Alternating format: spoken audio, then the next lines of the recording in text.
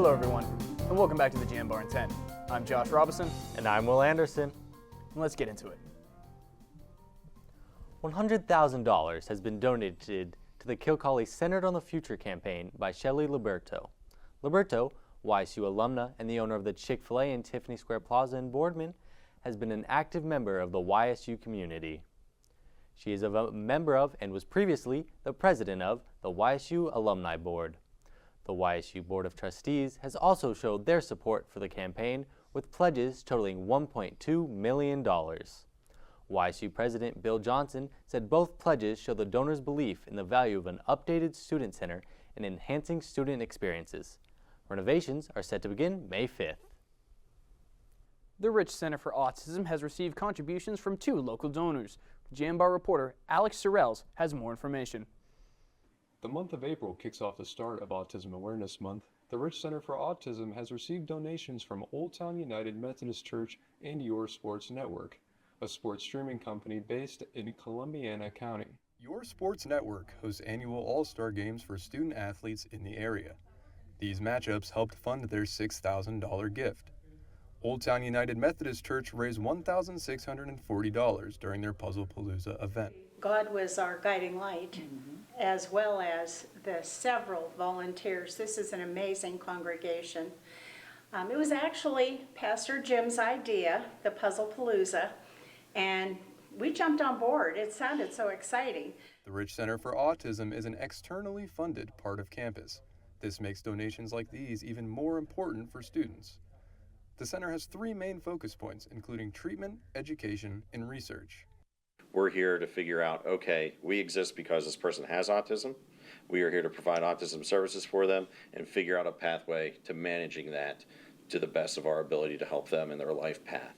Owner and CEO of Your Sports Network, DJ Yoakley, said everyone loves sports and felt that the All-Star Games were the perfect way to fundraise. And we want to show and lead by example for these student athletes in their communities and let them know that when you have talents, when you have a skill set, that you can do, and raise money for good to utilize that. In honor of Autism Awareness Month, the Rich Center partnered with Youngstown Clothing Company to create a shirt for the upcoming Rock the Rich Center event.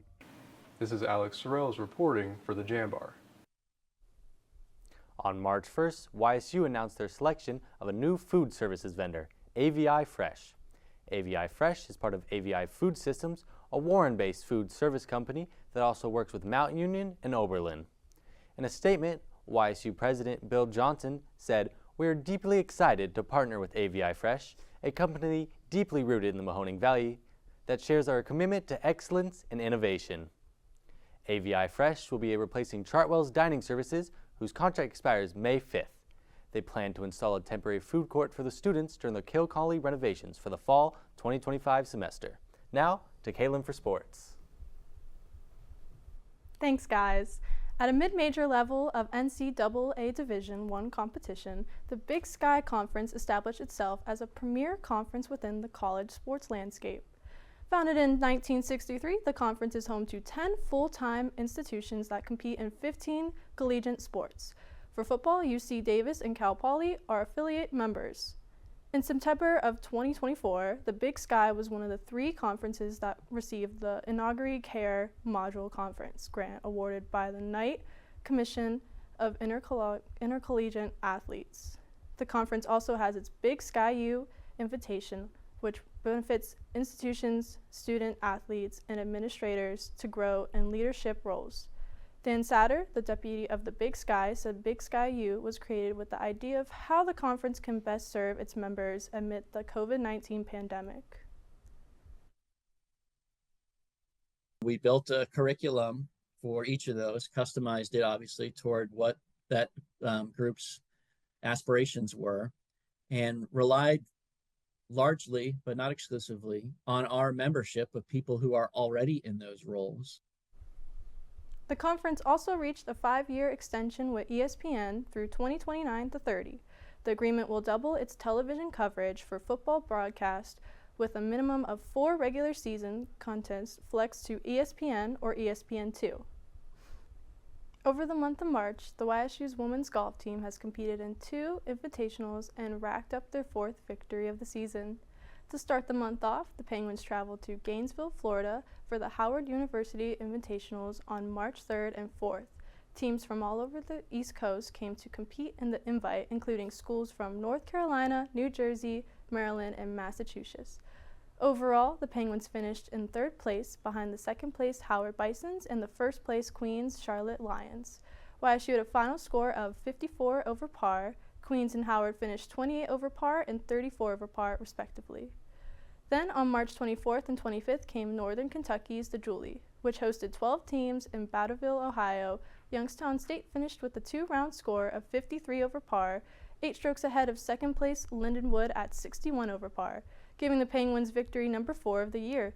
Sophomore Naranuch Par Jupanch nabbed her third first place finish this season at the Julie, netting a 2-round score of 151. Next up for the Gwens was the YSU Spring Invitational on April 6th and 7th at the Avalon Golf and Country Club in Warren.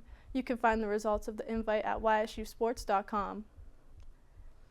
In its second spring outing, the YSU State University's men's golf team finished tied for 10th at the Don Benvo Butler Spring Invitational in the 2-day event on March 31st and April 1st. Redshirt freshman Nolan Sheehan finished tied for 16th to individual lead the Penguins.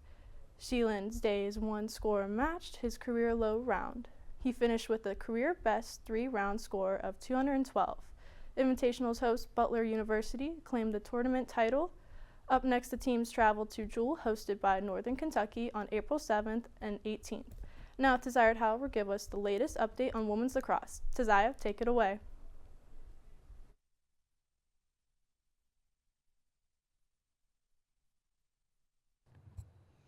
Maction was back in action on Saturday at Farmers National Bank Field, where the Youngstown State University women's lacrosse team hosted the Colonials of Robert Morris. The Penguins fell to a 5-6 record after the Colonials bested them by 4 in a 16-12 final score. An early defensive battle turned into an offensive attack between the two teams. Despite the loss, the Penguins had multiple athletes tally more than one goal. Sophomore Brooke Peck led the way for the Penguins offense with a career-high 4 goals. Sophomore Grace Run and junior Allie Garrett tallied 2 goals. Sophomore Katie Grottenthaler, Avro Kreutzer, and Lena Cox added goals for the team as well. Freshman Claire Bainziger also tallied the score in the matchup. Youngstown State junior goalkeeper Brooke Harper finished the matchup with a career high in saves with 11. The Penguins tallied the first goal with 11 minutes and 57 seconds left to go in the first period, but the Colonials tied the game at 1 apiece shortly after. Junior Samantha Brothers of RMU was assisted by junior Vivian LeMange. The Colonial offense was a force later in the game, scoring 3 back-to-back goals to give them the lead over the Penguins. YSU would go on to trail RMU for the remainder of the contest. The Robert Moore offense was clicking on all cylinders in the second period, totaling 7 goals scored. Garrett spoke on what she and her team must do moving forward.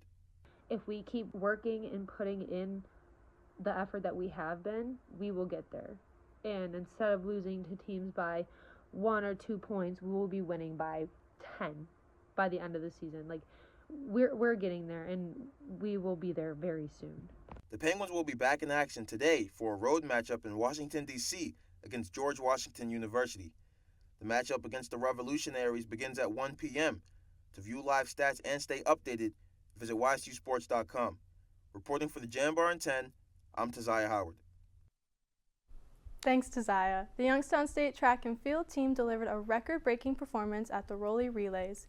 Senior Hunter Christopher shattered his own school record in the 5,000 meter, while sophomore McKinley Fielding crushed a decade-old mark in the 10,000 meter. Junior Sage Varvo and senior Riley Jackson posted career best times in the 1,500 meter, while Trenton Shutters ran the second fastest 800 m in the school's history. Freshman Mariah Day made an intimate impact in the 100 m hurdles, ranking 6th all-time at YSU. The Penguins now turn the focus to Slippery Rock and Tennessee's Invitationals this Friday. That's it for sports. Let's take it back to the desk. Thanks, Caitlin. Now, it's really exciting to see all the things we got going on in sports. I'm very excited to see what happens by the end of the seasons. Me too. But that's all we have for today. I'm Josh. And I'm Will. And you've been watching the Jambar in 10. We'll see you here next time.